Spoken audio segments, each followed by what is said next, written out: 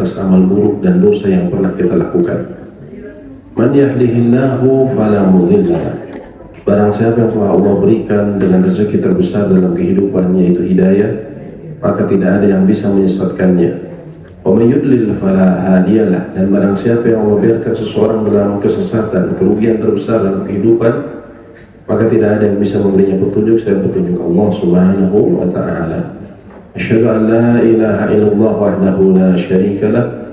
Saya bersaksi bahwa tiada ilah atau sesembahan yang berhak untuk diibadahi dengan benar selain Allah, tiada sekutu baginya, wa anna Muhammadan abduhu wa rasuluh, dan bahwa Muhammad sallallahu alaihi wasallam adalah hamba dan juga utusannya.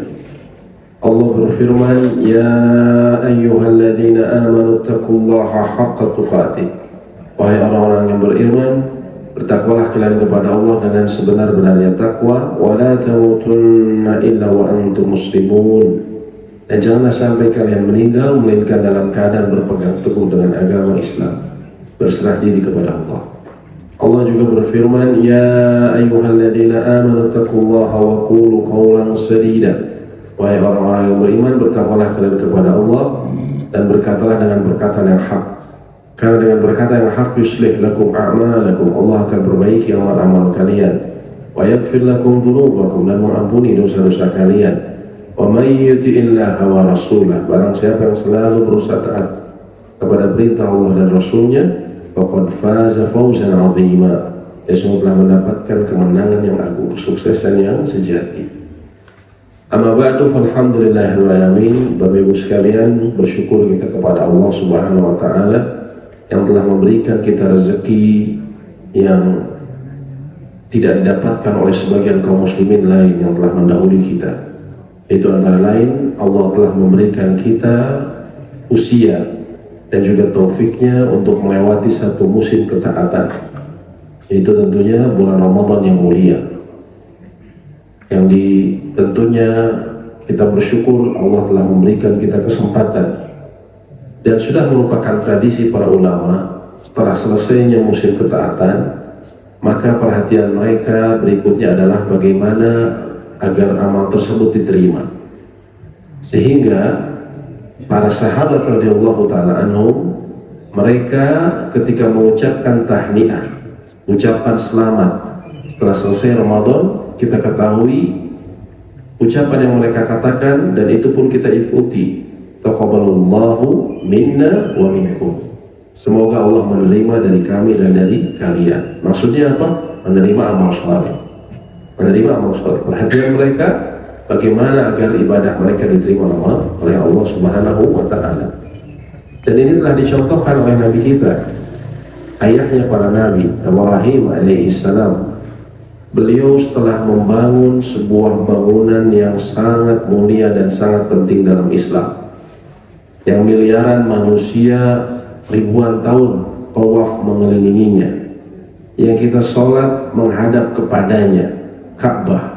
Setelah beliau mendirikan fondasi Ka'bah bersama anaknya Ismail alaihi salam, beliau berucap yang diabadikan dalam surat Al-Baqarah, Rabbana taqabbal minna innaka antas sami'ul alim. Ya Rabb kami, terimalah amal ibadah kami, sesungguhnya Engkau Maha mendengar dan juga Maha mengetahui. Jadi walaupun ini sebuah amalan ibadah utama, dan beliau pun melakukannya di atas perintah Allah dan juga di dalam petunjuk Allah, tapi beliau tidak merasa jumawa setelah selesai dari ibadahnya tersebut. Beliau tetap mengucapkan Rabbana taqabbal minna, ya Allah Rabb kami, terimalah dari kami, sesungguhnya Engkau Maha mengetahui, ya, Maha melihat dan mengetahui usaha dan juga hati-hati kami. Dan kemudian dalam ayat berikutnya, ya, di 128, Nabi Ibrahim mengucapkan wa tub alaina, dan terimalah tobat kami, innaka antat tawwabur rahim, sesungguhnya Kau Maha penerima tobat. Pertanyaannya, apakah Nabi Ibrahim saat itu berbuat kemaksiatan, dosa, sehingga kemudian di situ bertobat? Jawabannya kata para ulama, tidak. Hanya saja sebaik apapun amal ibadah yang kita lakukan, kita berusaha maksimal dari kualitasnya juga kuantitasnya. selalu ada sisi kekurangannya, ada kelemahannya. Kita sebagai manusia mungkin tercampur sama ria, ingin dilihat orang, sum'ah, ingin didengar. Ya, artinya dalam ibadah kita ada saja tercampur hal seperti itu. Maka dalam doa tersebut juga diselipkan wa tub alaina, terimalah tobat kami dari kekurangan-kekurangan dalam ibadah kami. Ya, innaka antat tawwabur rahim, sesungguhnya Engkau Maha penerima tobat dan Maha mengasihi. Oleh karena itu diantara doa yang bisa kita ucapkan setelah Ramadan, dan bahkan dikatakan para ulama-ulama salaf, ulama-ulama terdahulu, mereka itu sampai 6 bulan sebelum Ramadan berdoa agar dipertemukan dengan Ramadan. 6 bulan berikutnya berdoa apa? Agar ibadahnya di bulan Ramadan diterima. Nah, dari doa seperti itu, Rabbana taqabbal minna innaka antas sami'ul alim wa tub alaina innaka antat tawwabur rahim. Yang disebutkan dalam surat Al-Baqarah ayat 127 dan 128. Bapak Ibu sekalian, para ulama sebutkan setelah selesai dari ibadah Ramadan ini, juga mereka mengatakan kalau ditanya kepada ahli ilmu, bagaimana saya tahu kalau ibadah saya diterima di bulan Ramadan? Mereka mengatakan tidak ada yang bisa memastikan. Bahkan Abdullah bin Umar radhiyallahu taala anhuma, sahabat Nabi SAW yang mulia, anak dari Umar bin Khattab radhiyallahu taala anhu, beliau mengatakan, andaikan aku mengetahui bahwa satu sujudku saja diterima di sisi Allah, maka itu lebih baik daripada dunia dan seisinya. Padahal beliau adalah sahabat yang paling banyak meriwayatkan hadis dari Nabi SAW. Amalannya besar, tapi beliau merasa, saya tidak tahu sujud saya diterima atau tidak. Andaikan saya tahu, itu lebih baik daripada dunia dan seisinya. Ya. Namun sebagian ulama mengatakan setidaknya ada harapan, ada tanda-tanda yang dengannya kita berharap amal ibadah kita diterima di bulan Ramadan. Di antaranya disebutkan oleh Ibnu Rajab Al-Hambali, salah seorang ulama masyhur. Ya. Beliau katakan di antara tanda ibadah seseorang diterima di bulan Ramadan adalah setelah Ramadan dia terus beramal, istiqomah beramal. Dia meneruskan amal-amal yang dia sudah lakukan di bulan Ramadan. Ya. Sebagaimana karena Allah berfirman dalam surat Ar-Rahman ayat 60. Allah berfirman, hal jazaa'ul ihsan illal ihsan. Bukankah balasan kebaikan itu melainkan kebaikan pula. Artinya kebaikan yang telah dilakukan Allah akan balas dengan kebaikan pula, yaitu dengan beramal soleh. Karena amal soleh ini ibarat proyek, Pak. Bapak ketika mengerjakan proyek, ya, misalnya bekerja pada suatu perusahaan, terus Bapak divisi tertentu ngerjain proyek, kerjaannya bagus.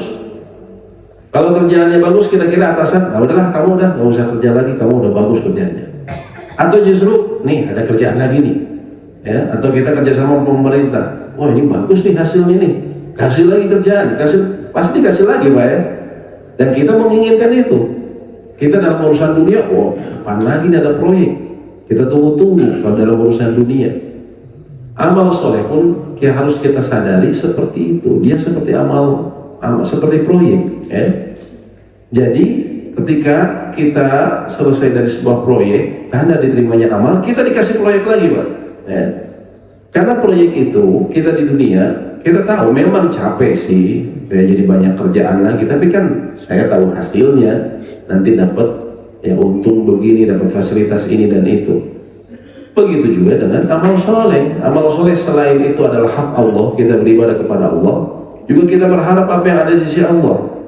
Berharap di sisi Allah antara lain Allah berikan kita kemudahan dalam kehidupan. May yattaqillah yaj'al lahu makhraja. Barang siapa bertakwa kepada Allah, Allah akan selalu berikan jalan keluar dari permasalahannya. Wa yarzuqhu min haitsu la yahtasib, dan Allah akan memberikan rezeki bagi dia dari arah yang tidak disangka-sangka. Dalam ayat lainnya dalam surat At-Talaq Allah berfirman, wa may yattaqillah, barang siapa bertakwa kepada Allah, yaj'al lahu min amrihi yusra. Allah akan berikan kemudahan dalam urusan-urusannya. Ini yang janji siapa Pak? Yang ngasih kemudahan bos kita, ya, atau kepala bidang, atau di atas itu, yang ngasih Allah, yang ngasih kemudahan, ya. Yang ngasih janji adalah Allah. Wa man asdaqu minallahi qila, dan siapakah yang paling benar ucapannya selain Allah, ya. Artinya Ketika seseorang ya dia ada tanda tadi berharap bahwa amal ibadahnya diterima, dia dimudahkan melakukan proyek-proyek berikutnya di bulan setelah Ramadan. Ya, karena Ramadan tentunya juga madrasah.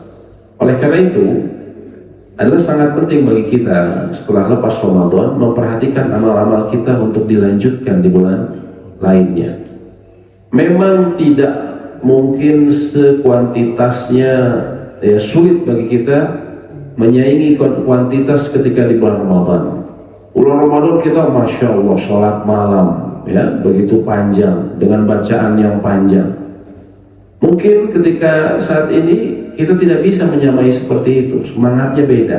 Betul, memang tidak sama, tapi jangan ditinggalkan. Intinya seperti itu ya. Jangan ditinggalkan sholat terbaik setelah apa? Setelah sholat wajib, yaitu sholat malam. Tarawih adalah bagian dari sholat malam.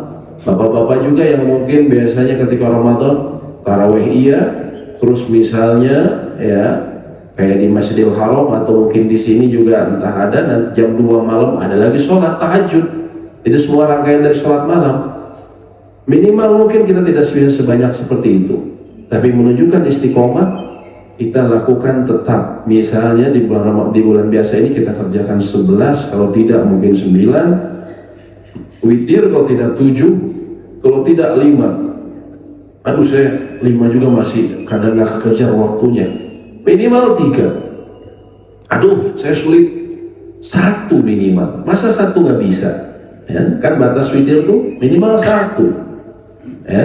Walaupun sedikit, tapi kalau kita lakukan secara istiqomah, didawamkan, maka itu lebih baik. Kata Nabi SAW, ahabul a'mali ilallah, sebaik-baiknya amal di sisi Allah atau amalan yang paling dicintai di sisi Allah, adwamuha wa inqal, adalah yang dawam, yang terus-menerus dilakukan walaupun sedikit. Ya, 1 rakaat setiap hari di luar Ramadan itu masih lebih baik setiap hari dilakukan, lebih baik dibandingkan kita pol-polan di Ramadan tapi cuma setahun sekali itu saja. Lebih baik kita di Ramadan mengerjakan tapi sehari-hari minimal sekali, tapi masa 1 rakaat nggak bisa gitu kan. Dan kalau ada luang ya jangan cuma 1 rakaat lah, tapi minimal jangan ditinggalkan minimal 1 rakaat ya. Karena fenomena di kita Ramadan Masya Allah rajin terus ya, tarawih rajin segala macam. Malam 1 Syawal, malam takbiran bablas sholat ya. Kadang subuhnya aja terlambat kayak gitu kan. Sama sekali nggak ada. Padahal baru kemarin sholatnya sampai puluhan rakaat, sampai belasan rakaat ya. Besoknya Lebaran 1 rakaat pun tidak, subhanallah. Nah ini artinya yang harus kita jaga ya. Ini diantara amalan yang harus konsisten, dan tentunya kalau tidak bisa di akhir malam minimal bisa di awal malam setelah pada isya kalau dia khawatir tertidur. Lalu kemudian juga amalan yang berusaha kita dawamkan adalah saum ya. Nabi SAW mengatakan ya mengenai puasa ini tentunya Bapak Ibu tentunya sudah sangat familiar. Nabi SAW dalam hadis riwayat Imam Muslim mengatakan man shoma Ramadan, barang siapa yang puasa bulan Ramadan, thumma atba'ahu sittan min Syawalin, kemudian dia ikuti dengan 6 hari di bulan Syawal, 6 hari di bulan Syawal, kana ka ajri siyamid dahri, maka seperti puasa ad-dahr. Dahr ini dalam istilah Arab maknanya 2, artinya sepanjang masa atau sepanjang tahun. Tapi para ulama katakan ad-dahr di sini maksudnya sepanjang tahun, 1 tahun. Barang siapa yang puasa Ramadan kemudian mengikutinya 6 hari di bulan Syawal, maka dia seperti puasa 1 tahun penuh. Kok bisa 1 tahun penuh pahalanya? Imam Nawawi menjelaskan, dalam Islam ada hal yang sangat menunjukkan rahmat Allah, luasnya kemurahan Allah. Dalam Islam, kalau seseorang melakukan dosa, itu dicatat sesuai dengan dosanya saja. Melakukan 1 dosa, dicatat 1, 2 dosa, 2 dosa, 3 dosa, 3 dosa, dicatat segitu saja. Bahkan kalau dia sudah berniat, tidak dicatat. Lalu kemudian dia batalkan niat buruknya, maka akan dicatat sebagai kebaikan. Tapi kalau amal baik, baru saja kita niat amal baik terbersit dalam hati kita. Aduh, kayaknya saya kalau nyumbang ini bagus kayaknya ya. Kayaknya mereka butuh nih. Atau saya mau ibadah ini, ibadah itu. Kita baru niat sudah dicatat. Begitu kita mengerjakan, minimal kita mendapatkan pahala 10 kali lipat. Sebagaimana Allah sebutkan dalam surat Al-An'am ayat 160. Allah berfirman, "Man jaa'a bil hasanati falahu athu amsalihha." Barang siapa yang datang dengan kebaikan, maka bagi dia 10 kali lipatnya. 10 kali lipat. Jadi kebaikan subhanallah, baru niat dicatat.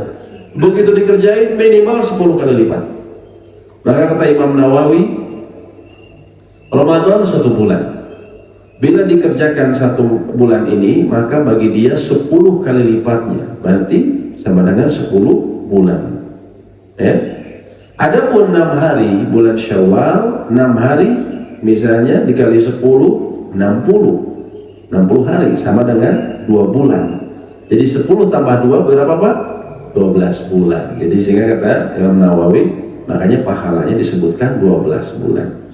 Sedikit cocokologi, tapi ini cocokologinya ahli ilmu, bukan sembarangan. Bukan sembarangan sekelas Imam Nawawi. Ya. Nah seperti itu. Ya. Sehingga menurut jumhur, ya mereka mengatakan jumhur mayoritas ulama disyariatkannya dan disunnahkannya puasa 6 hari di bulan Syawal.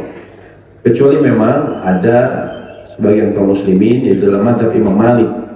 Itu Imam Malik ini mazhabnya diikuti di Maroko, di Tunisia, Aljazair, negara-negara Afrika. Kaum muslimin di sana mazhab fikihnya Malikiyah. Mereka mengatakan hukumnya makruh. Kenapa mereka mengatakan demikian?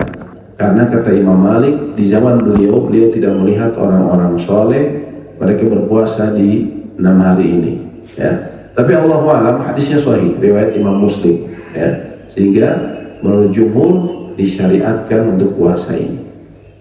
Baik, pertanyaannya, saya kira Bapak Ibu sudah banyak yang mengerjakan dan sudah selesai. Tapi kita bahas secara keilmuan. Pertanyaannya, 6 hari di bulan Syawal ini yang afdol gimana yang mengerjakannya, gitu kan? Pertama, ulama sepakat namanya 6 hari bulan Syawal ini boleh dikerjakan di awal, di tengah, di akhir, boleh bergabung berturut-turut, boleh terpisah-pisah. Tapi kalau bicara yang afdol bagaimana? Nah, di sini ada sedikit perbedaan pandangan ulama. Sebagian ulama Syafi'iyah mengatakan yang afdol dilakukan segera setelah Idul Fitri dan dilakukan secara berturut-turut. Dilakukan secara berturut, ini yang afdol. Ini pendapat pertama. Lalu secara berturut-turut. Jadi begitu tanggal 2 langsung dikerjakan 6 langsung sekaligus. Ya. Dan rupanya pendapat ulama Syafi'iyah ini diikuti oleh kaum muslimin banyak antara di Indonesia. Makanya di beberapa daerah, termasuk saya ingat ya di kampung ayah saya di Jawa Timur sana, biasanya setelah Idul Fitri ada puasa, udah gitu ada apa? Lebaran ketupat Pak, seminggu setelahnya. Terkadang lebaran ketupat ini lebih ramai dibanding lebaran biasa kalau dulu ya. Lebaran topat misalnya ya. Kalau di kampungnya ayah saya. Jadi artinya apa? Mereka biasa waktu itu habis tanggal 2 langsung puasa, lanjutin, selesai langsung lebaran lagi, lebaran ketupat, baru dikeluarin ketupatnya. Atau di lebaran nggak dikeluarin gitu kan. Pas lebaran topat ini ya dikeluarin. Nah ini artinya mengikuti pendapat tersebut. Ini sebagian ulama ya, Imam Nawawi juga mengatakan yang afdol seperti itu. Jadi pendapat pertama. Pendapat yang kedua, oh tidak. Ya, kenapa? Nanti saja setelah tengah bulan. Loh kenapa? Sebagian ulama yang mengatakan seperti itu. Karena Idul Fitri ini adalah hari bersenang-senang, makan dan minum sebagaimana Idul Adha. Maka setelahnya pun seseorang ya bersenang-senang dulu, menikmati yang telah Allah berikan ya dari karunia yang telah diberikan. Maka bersenang-senang dulu. Nanti kalau sudah tengah bulan baru kemudian berpuasa. Ya ini pendapat yang kedua. Allahu a'lam, kalau kami kira berdasarkan penjelasan para ahli ilmu, karena tidak ada perkataan Nabi SAW khusus harus diteruskan nanti setelah Ramadan atau langsung atau di tengah-tengah. Beliau tidak mengatakan khusus, makanya tadi ada perbedaan pandangan ulama. Allahu a'lam, kalau kami kira itu kembali kepada keadaan masing-masing. Kalau bapak ibu yang silaturahminya cuma sehari, hari pertama salaman sama tetangga beres, siangnya entah datang ke rumah saudara, ke uwa, ke siapa yang masih ada atau didatengin, sehari itu beres, besoknya udah nggak ada lagi, ada tos tegaru sasahadei gitu kan kata orang sini, saya udah nggak punya siapa-siapa lagi. Besoknya udah nyeseh deui, sudah masak kembali ke dapur katanya ya. Kembali lagi ke. Nah kalau sudah seperti itu berarti ibu ada keleluasaan, ya sudah, afdol apa? Puasa saja langsung. Yang afdol puasa. Tapi orang kan beda-beda. Ada orang yang lain hari pertama ya ini siapa? Ini ya komplek, terus keluarga-keluarga terdekat. Hari kedua siapa? Keluarga suami. Hari ketiga siapa? Keluarga istri. Ini keluarga ini, oh panjang. Apalagi kalau mudik Pak ya. Kalau mudik di kesini, ini Pak Le di sini, Bu Le di dan seterusnya ya. Akhirnya terkadang sepekan itu isinya ya keliling-keliling terus, apalagi kalau lagi safar ya. Nah kalau dalam keadaan seperti itu maka tidak usah memaksakan puasa, nanti saja. Karena kita datang ke saudara kita bertamu, mereka memang menyediakan makanan. Ketika kita semua, aduh maaf kami semua puasa, oh kan nggak enak gitu ya. Jadi mereka sudah buat seperti itu. Ya. Nah, artinya yaitu ya kita fahami penjelasan para ahli ilmu ini secara bijaksana. Artinya kembali kepada keadaan kita. Kalau kita memang tadi leluasa, ya bisa langsung hari kedua. Tapi kalau kita masih banyak kesana kesini dan agama Islam ini adalah agama yang mudah, ya, bahkan kita tidak melakukannya pun tidak mengapa, namun kita kehilangan tentunya fadilah yang besar. Ya, kita tetap kerjakan fadilah tersebut, tapi kita lihat situasinya. Ya, karena waktunya panjang, bisa tengah bulan dan seterusnya. Baik, yang kemudian yang sering menjadi pertanyaan, apakah saya harus mengqadha dulu kalau saya punya hutang puasa, ataukah saya boleh Syawal langsung puasa namanya bulan Syawal? Di sini ulama juga sama, ada perbedaan pandangan. Pendapat yang pertama mengatakan tidak boleh, selesaikan qadanya dulu. Ya, kenapa? Karena jelas ini wajib, adapun yang itu sunnah. Dan yang kedua, sebagian ulama memahami hadis Nabi SAW tadi. Beliau mengatakan, man shoma Ramadhana thumma atba'ahu sittan min Syawal. Siapa yang puasa di bulan Ramadan kemudian mengikutinya 6 hari di bulan Syawal. Mereka memahami perkataan Nabi SAW tersebut, barang siapa yang puasa di bulan Ramadan itu maksudnya apa? Puasa penuh 1 Ramadan.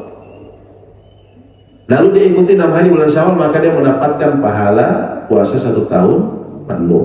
Artinya apa? Disyaratkan selesai dulu komplit Ramadannya. Jadi kalau masih punya hutang, selesaikan dulu karena dia belum komplit ceritanya. Ini pendapat pertama. Sehingga bagi mereka selesaikan dulu.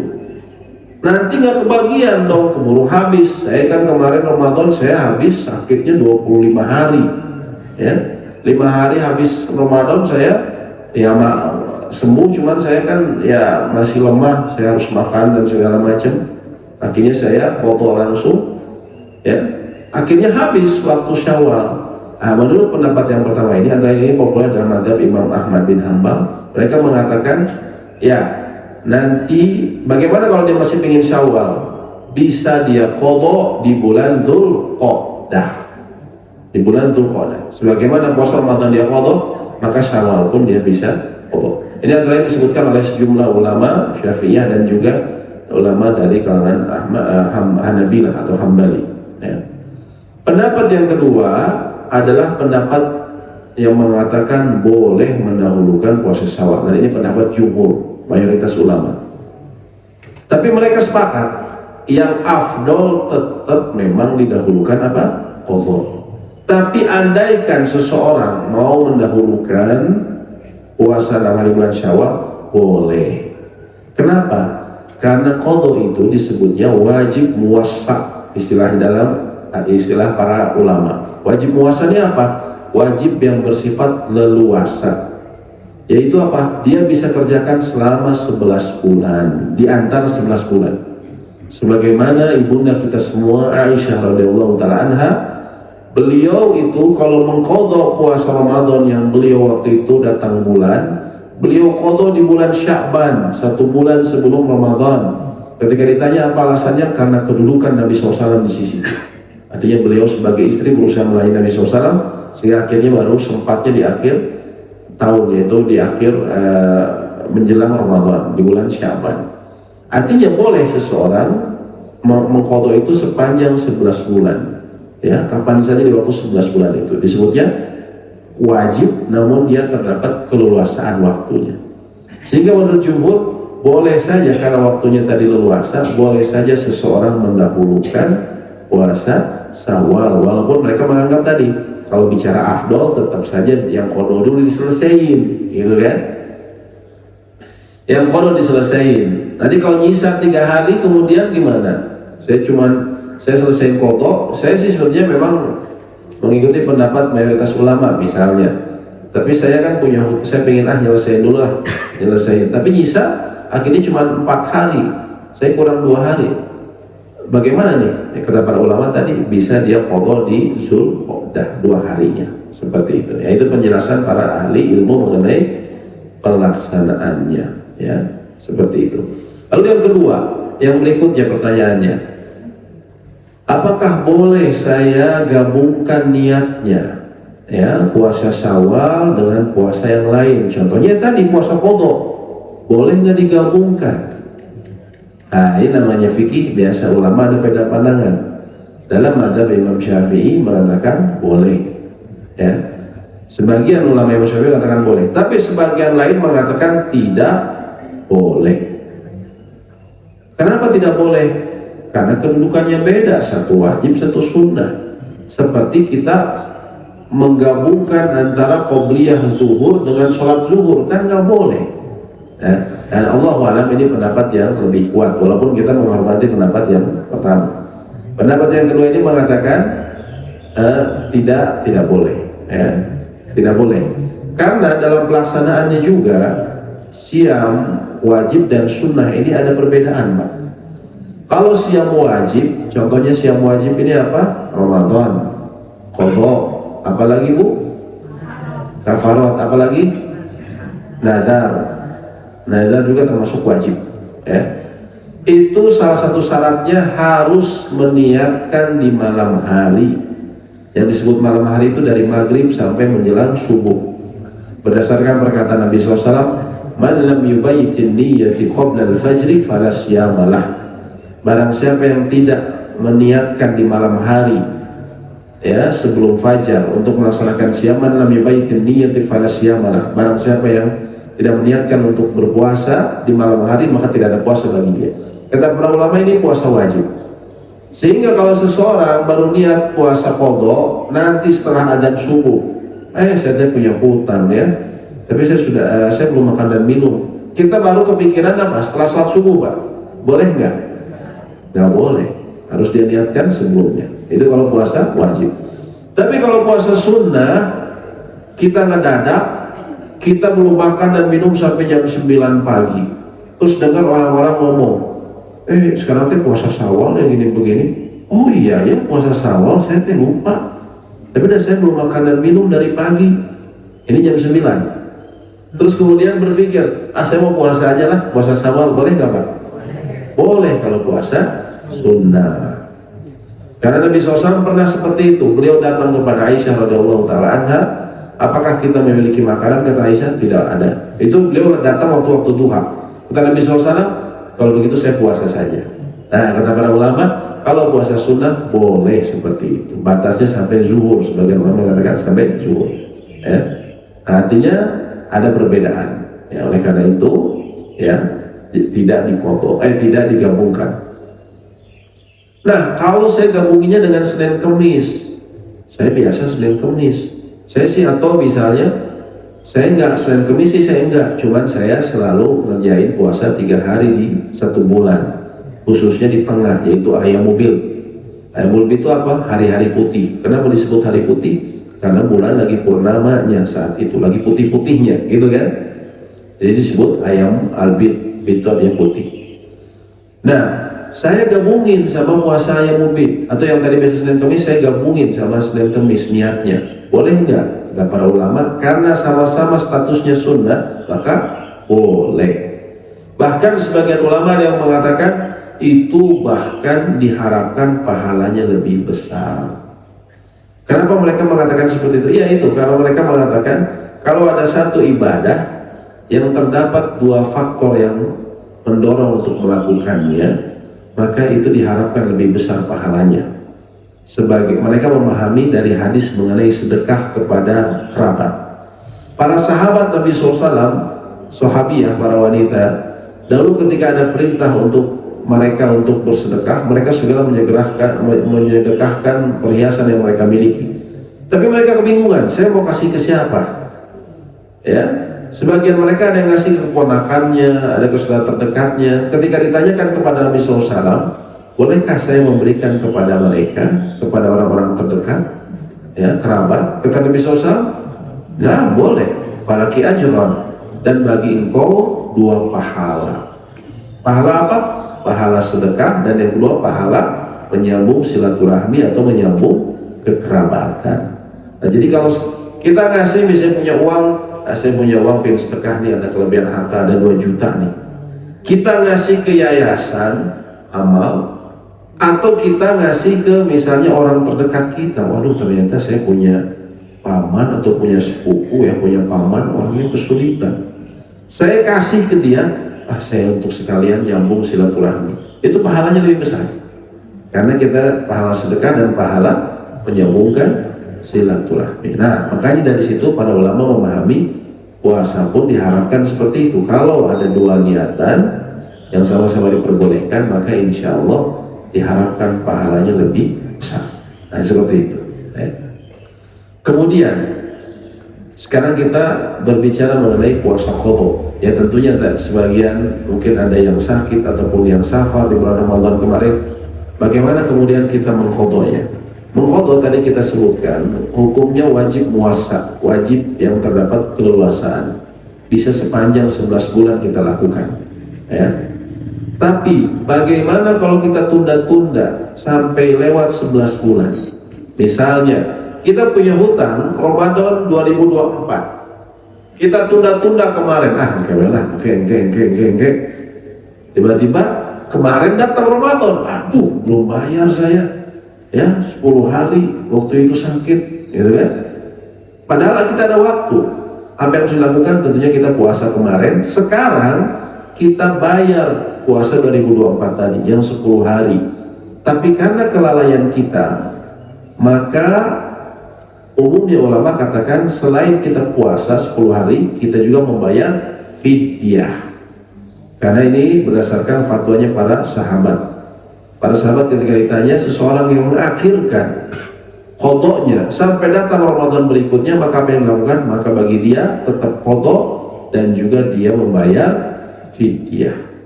Itu kalau nggak ada uzur. Tapi kalau ada uzur, aduh udah saya kemarin sakit-sakitan, begitu sembuh saya harus safar, ya, atau bisa jadi saya kemarin nggak berpuasa karena saya lagi hamil, ibu-ibu. Begitu lebaran saya melahirkan, saya menyusui, kan jadi saya lemah, jadi saya nggak sempat datang 11 bulan berikutnya, datang Ramadan berikutnya, ya, berarti saya nggak sempat. Habis itu apa? Saya hamil lagi juga. Habis hamil lagi saya melahirkan lagi, gitu kan? Ada yang kayak gitu, Bu? Ada yang kayak gitu. Nah, artinya saya kan nggak sempat mengqadhanya dan saya lemas, ya paling dikodo setengahnya tapi masih ada hutang lagi. Saya baru sempat 2 tahun kemudian, 3 tahun kemudian. Apakah saya harus membayar fidyah juga? Dalam hal ini, kalau dia kewajibannya hanya qadha saja, maka tidak perlu, karena dia ada uzur, bukan menunda-nunda karena yang tadi, ya engke-engkelah, tahunya datang Ramadan berikut jadi tunda-tunda terus. Tapi kalau ada uzur, dia tidak ada kewajiban fidyah, dia cukup mengqadha saja, ya, dia cukup mengqadha saja, ya. Artinya termasuk orang yang Itu yang boleh mengqadha adalah yang safar ataupun yang sakit. Yang sakit, yang kemarin sakitnya itu diharapkan kesembuhannya. Sakitnya apa? Chikungunya, waduh berat, sampai bed rest 2 hari, nggak bisa ngapa-ngapain. Tapi kan kalau minum obat baik, istirahat, insya Allah sembuh, sehingga diharapkan kesembuhannya, maka bagi dia adalah qadha. Tapi kalau sulit diharapkan kesembuhannya, kan penyakit itu ada 2 jenis, kata para ulama. Penyakit yang benar-benar sakit, itu ada 2 jenis. Satu yang bisa diharapkan kesembuhannya, yang kedua sulit diharapkan kesembuhannya. Seperti apa? Orang tua yang sudah sepuh. Penyakit tua, gimana lagi? Ya. Artinya akalnya masih ada, tapi semakin lama semakin lemah. Dan dia nggak mampu berpuasa, maka dia nggak usah mikirin qadha, dia langsung fidyah, memberi makan 1 orang miskin setiap hari. Nah, kalau masih muda, tapi penyakitnya berat, penyakit gula, setiap hari harus insulin, maksain puasa, jam 1 pingsan, ya, selalu kayak gitu pingsan terus, ya kayak gitu juga nggak usah mikirin qadha, langsung dia bayar fidyah, ya, langsung bayar fidyah. Ya. Nah sekarang begini, bagaimana dengan orang tua ataupun saudara saya yang sudah meninggal? Meninggalnya ini ketika di bulan Ramadan. Apakah saya harus ada kewajiban bagi ahli waris ataupun walinya? Nah, di sini ulama memperinci. Kalau seseorang muslim meninggal di bulan Ramadan, dia masuk bulan Ramadan sempat puasa, udah gitu sakit lalu meninggal, ya. Artinya nggak ada waktu buat dia, ya, dia dalam keadaan sakit sampai meninggal, maka tidak ada la syai' alaih, tidak ada kewajiban sesuatu pun bagi dia ataupun ahli warisnya. Dia nggak punya hutang. Kalau misalnya bulan Ramadan dia sempat puasa setengah bulan, udah gitu sakit, udah gitu selesai bulan Ramadan, masih dapat bulan Syawal, tapi sakit lagi, sehingga nggak sempat, mungkin sembuh sehari 2 hari, sakit lagi, masuk lagi rumah sakit, kemudian meninggal, qadarullah, tidak sempat membayar hutangnya ketika di bulan Ramadan karena langsung sakit lagi. Orang seperti ini pun sama seperti tadi, tidak ada kewajiban sama sekali bagi ahli warisnya ataupun walinya. Berbeda keadaannya dengan seseorang yang di bulan Ramadan sakit, kemudian sembuh, ada waktu untuk membayarnya di bulan Syawal, si bapaknya sembuh, bulan Dzulqa'dah sampai bulan Haji pun sembuh, sehat badannya, cuman dia tunda-tunda 10 hari hutangnya. Ternyata di akhir bulan Haji sakit, lalu kemudian meninggal. Nah, padahal dia punya kesempatan tadi. Nah, kalau ini ada kewajiban bagi siapa? Ahli warisnya ataupun bagi walinya. Kata Nabi SAW, man mata walaihi syiyam, barang siapa yang meninggal dan dia memiliki hutang puasa, shoma anhu waliyuhu, maka berpuasa atas nama dia walinya. Jadi walinya yang berpuasa. Si bapaknya berapa? 10 hari, ya udahlah, saya gantiin 10 hari.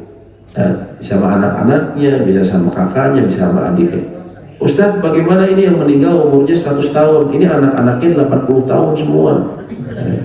Artinya semua kita lemah lembut, nggak kuat, gitu kan? Bagaimana mau bisa gantiin? Kita aja udah payah, gitu kan? Nah, kalau seperti itu betul, fidyah. Bisa memberikan fidyah sesuai dengan hari si bapak itu tidak puasa. Seperti itu. Allahu a'lam bishawab. Demikian mungkin yang bisa kami sampaikan seputar istiqomah dan sedikit mengenai istiqomah dan juga puasa bulan Syawal. Apabila ada diskusi atau pertanyaan kami persilahkan. Silakan Bu. Kalau yang udah dipun dia anaknya aja, siapa? Apakah itu ada kewajiban puasa? Terus yang kedua, kalau harusnya tadi kalau banyak sama sawah dengan ayam putih, katanya ayam putihnya nggak usah. Kalau udah ayam mulbit Senin Kemis katanya juga enggak. Itu gimana itu Ustaz? Ya betul. Jadi ayam mulbit itu sebenarnya tingkatannya di bawah Senin Kemis, Bu. Jadi Nabi SAW itu, jadi kalau puasa yang paling afdol selain puasa wajib adalah puasa Daud. Sehari puasa, sehari tidak. Setelah itu di bawahnya apa? Senin Kemis. Setelah itu apa? Puasa 3 hari di bulan setiap bulan. Puasa 3 hari di setiap bulan ini sebenarnya nggak harus di tengah. Bisa di awal, Nabi SAW pernah di awal, pernah di akhir. Tapi yang afdol di tengah, di hari-hari ketika purnama lagi terlihat, itu yang disebut ayam albid, hari-hari putih. Itu yang afdol untuk level yang ini, ya. Sehingga sebenarnya kalau orang sudah Senin Kemis, dia ayamul bidnya sudah selesai, artinya dia 3 hari sudah tertutupi, ya. Kalau dia 3 harinya sudah tertutupi, ya. Jadi sebenarnya jadi kalau yang 3 hari ini termasuk ayamul bid ini, kalau yang level dia tidak bisa Senin Kemis, dia tidak bisa puasa Daud, maka dia 3 hari jangan tinggalkan, berusaha untuk tidak meninggalkannya, walaupun sunnah tapi berusaha untuk tidak meninggalkannya, seperti itu ya. Terus mengenai tadi ibu bilang apa tadi yang pikun, orang pikun sudah parah disebutnya dalam istilah ulama al-mukharrif.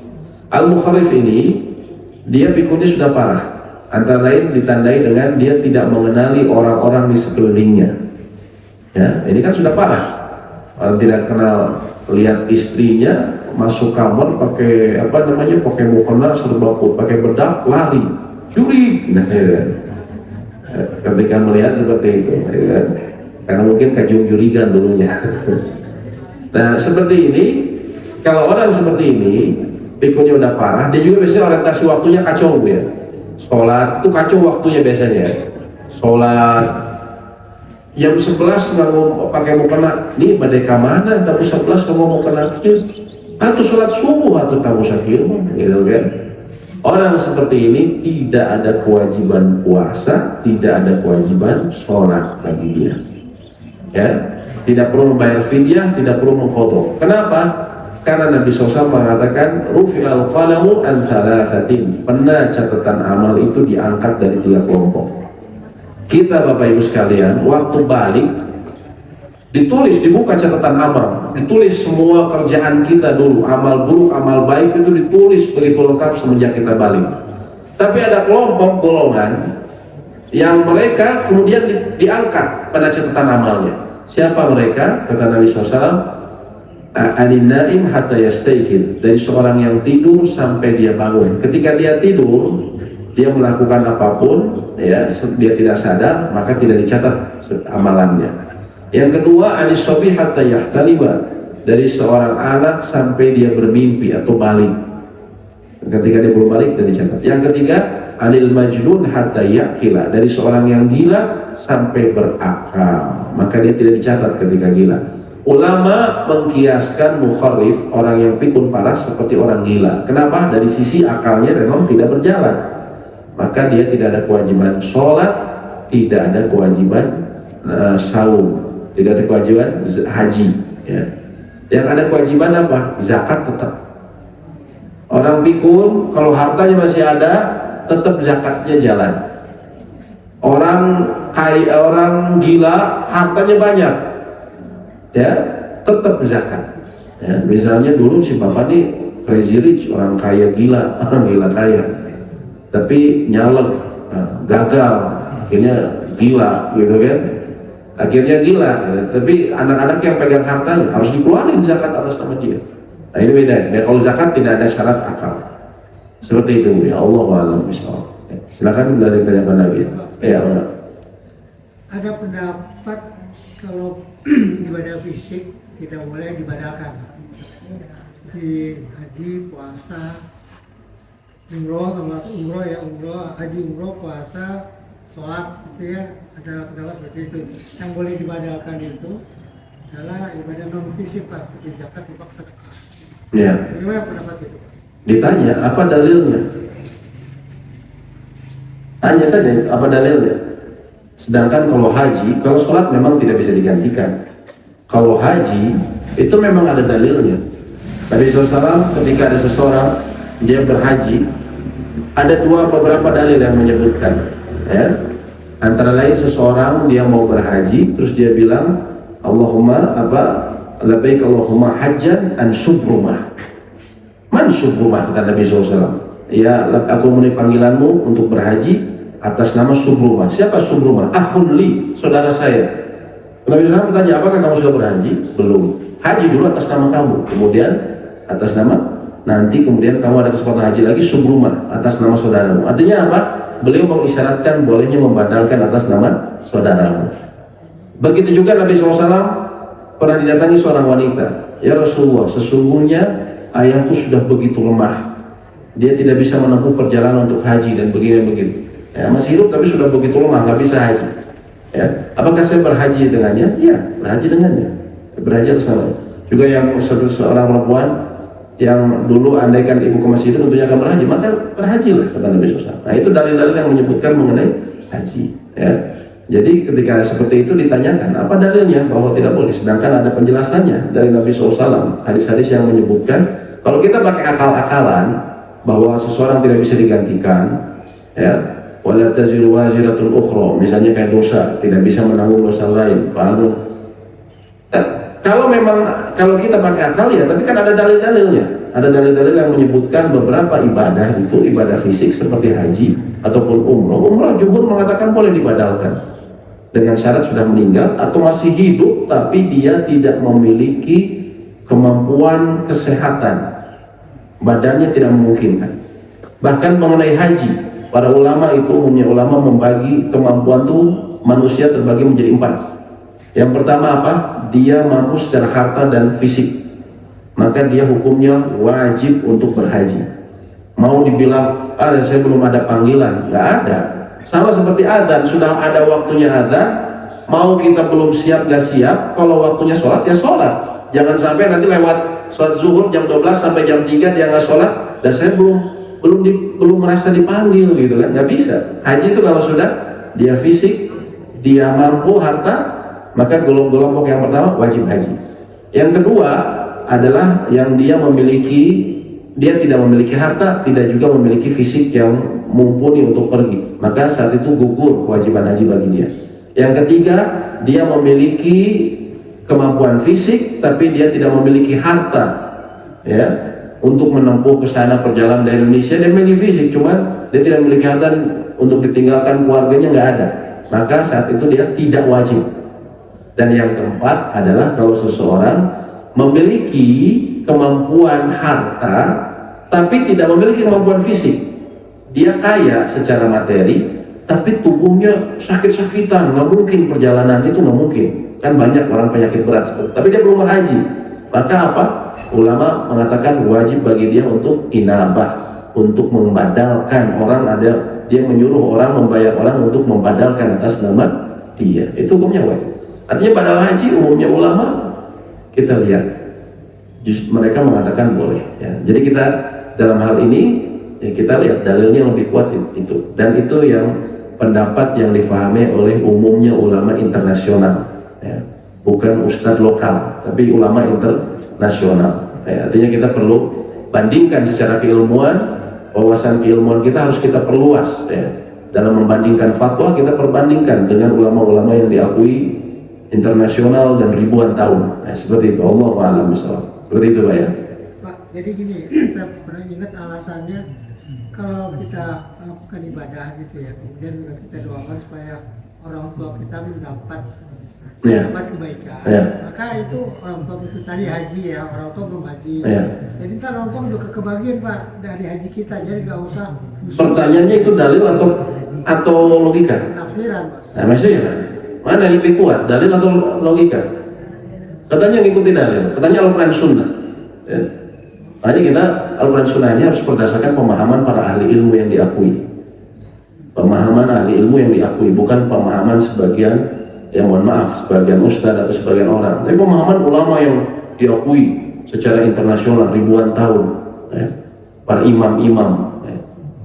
Sedang ada dalilnya jelas, ya. Kalau tadi kan apa? Logika kan, Pak? Ya, seperti itu.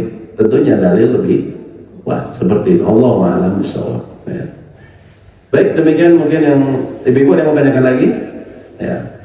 Baik, demikian yang bisa kami sampaikan. Semoga memberikan manfaat dan semoga Allah menerima amal ibadah kita dan juga Allah memberikan kita istiqomah sehingga bisa beramal terus menerus hingga sebagaimana Allah perintahkan. Wa'bud rabbaka, dan beribadalah kepada Rabbmu hatta ya'tiyakal yakin, sampai datangnya al-yakin kepadamu, sampai datangnya kematian kepadamu. Semoga kita termasuk yang istiqomah seperti itu.